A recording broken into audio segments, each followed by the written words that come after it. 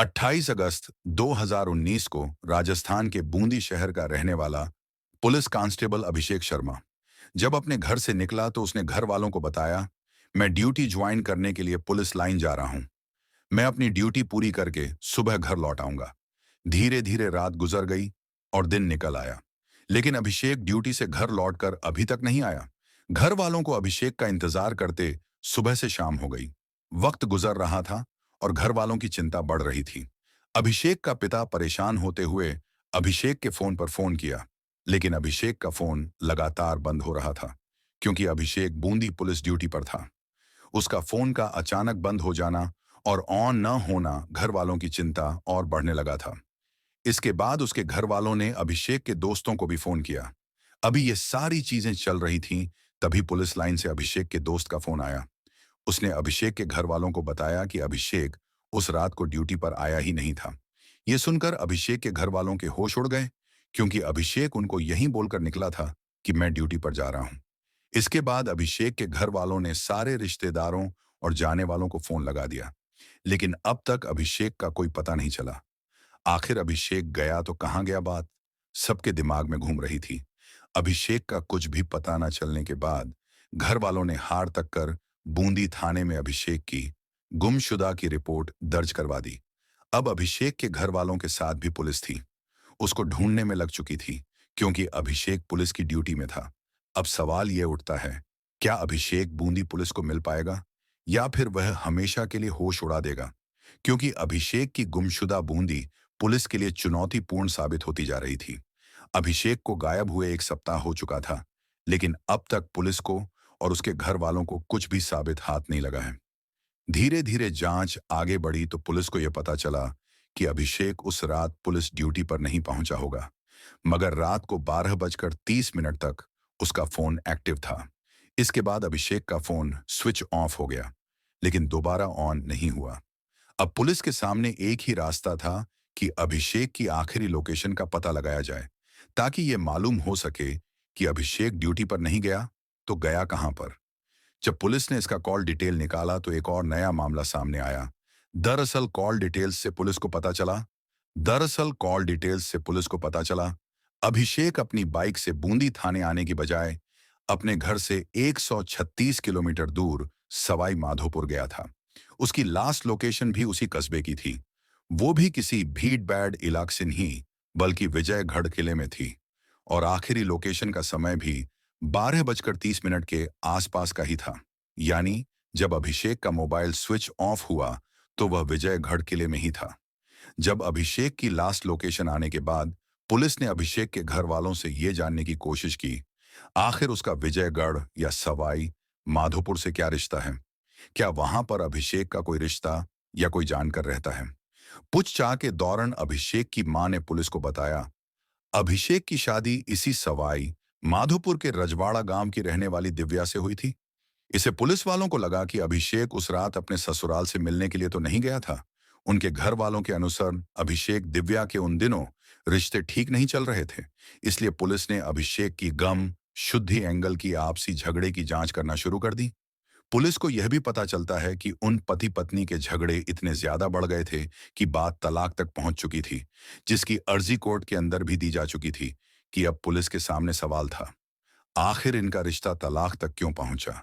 इस बात का पता लगाने के लिए पुलिस तुरहन रजवाड़ा गांव में अभिषेक की पत्नी दिव्या के घर पहुंच जाती है और दिव्या से पूछ चैट करने की कोशिश करते हैं।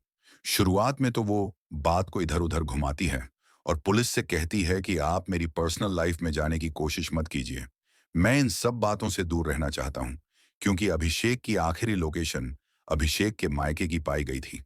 अब ऐसे में पुलिस को कोई शक था तो वो अभिषेक की पत्नी दिव्या ही थी और पुलिस दिव्या से बार बार पूछती है। तो आखिरकार दिव्या पुलिस को बताती है कि इस घटना से 1 साल पहले यानी 2018 में जुलाई के महीने में दिव्या की बहन यानी अभिषेक की साली श्यामी शर्मा, जिसका उम्र लगभग उन दिनों 16 साल की थी, वो छुट्टियां बिताने के लिए उसके ससुराल में आई हुई थी। श्यामा अपनी बहन दिव्या के ससुराल में करीब 20 से 25 दिनों तक रहती है। उस दौरान श्यामा को अपनी बहनों दिव्या के पति अभिषेक से प्यार हो जाता है। वो दोनों चुप चुप कर मिलने लगे। लेकिन अचानक एक दिन दिव्या ने अपने पति और श्यामा को संबंध बनाते देख लिया था। तब उसे पहली बार पता चलता है जो उसकी बहन श्यामा उसके घर घूमने आई थी, असल में तो वो उसके पति के साथ रिलेशन में थी, यानी श्यामा के जीजा अभिषेक के साथ अफेयर संबंध थे। और यही वजह थी, जब दिया ने उन दोनों को संबंध बनाते देखा तो दिव्या अभिषेक को छोड़कर अपने मायके चली गई और अभिषेक से तलाक के लिए कोर्ट के अंदर आवेदन लगा दी। इस जांच के बाद पुलिस ने उसकी साली यानी श्यामा की कुंडली को कंगना शुरू किया, तो पता चला कि अभिषेक की साली श्यामा उसकी बावली की रहने वाली है। उसका घर भी विजयगढ़ के करीब ही है, जिस किले में अभिषेक की लास्ट लोकेशन थी। अब पुलिस की सुई इन जीजा साली के अनबंध संबंध के पास आकर ठहर गई थी। अभिषेक को गायब हुए 4 महीने बीत चुके थे, लेकिन पुलिस के हाथ अभी भी खाली थे। मगर उनकी जांच अब सही दिशा में बढ़ रही थी, क्योंकि अभिषेक का फोन भी सवाई माधोपुर में स्विच ऑफ हुआ था और अभिषेक का ससुराल का घर भी सवाई माधोपुर में ही था। और जो साली से उसके ना जाए संबंध का खुलासा हुआ वह भी सवाई माधोपुर की रहने वाली थी। यानी कुल मिलाकर पुलिस का जांच केंद्र सवाई माधोपुर बन चुका था और इस केस की मेन जगह उसकी साली श्यामा और उसकी पत्नी दिव्या पर आकार तकी हुई थी। अब उन दोनों में से आरोपी कौन था, ये देखने के लिए पुलिस ने अभिषेक की साली श्यामा और पत्नी दिव्या की कॉल डिटेल निकाली का फैसला किया, जिसे यह पता चल सके कि अभिषेक की आखिरी लोकेशन के नजदीक कौन था, उसकी साली श्यामा या फिर उसकी पत्नी दिव्या। मगर जब उन दोनों की कॉल डिटेल सामने आई तो पता चला अभिषेक की पत्नी दिव्या से तो नहीं, उसकी साली श्यामा से बहुत देर तक बात हुआ करती थी।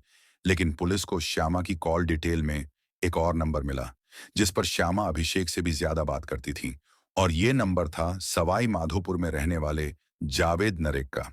इसके बाद पुलिस ने यह भी जानने की कोशिश की उस रात श्यामा की लोकेशन कहाँ थी। जांच करने के लिए पुलिस को पता चलता है अभिषेक की लास्ट लोकेशन विजयगढ़ किले में थी, वहीं श्यामा की लोकेशन भी थी। इतना ही नहीं, जिस नावेद से श्यामा बात करती थी उसकी लोकेशन भी विजयगढ़ में ही मिली थी। पुलिस को अब पता चल चुका है कि हो या ना हो, अभिषेक की गुमशुदा में श्यामा और नावेद का ही हाथ है। लेकिन इस कार्यवाही के अंदर 4 महीने का समय निकल चुका था, क्योंकि पुलिस के ऊपर इस मामले को सुलझाने का दबाव भी बढ़ रहा था।